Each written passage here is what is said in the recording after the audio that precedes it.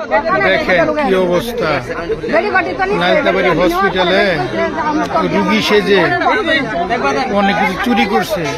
দেখেন বাপটা কি লইছে, ধরা পড়ছে, অনেক কিছু চুরি করে নিছে। ঠিক আছে, দেখেন স্বীকার করে না। ঠিক আছে, স্বীকার করে না। বেডে থাকতেছে, কয়েকদিন যাবত বেডে থাকতেছে, জিনিস চুরি করছে। এখন বাপ কি লইছে দেখেন। ঠিক আছে, দেখেন দেখেন দেখেন দেখেন এই যে মহিলা মরতেছে সেই মহিলা তো জিনিস চুরি করছে।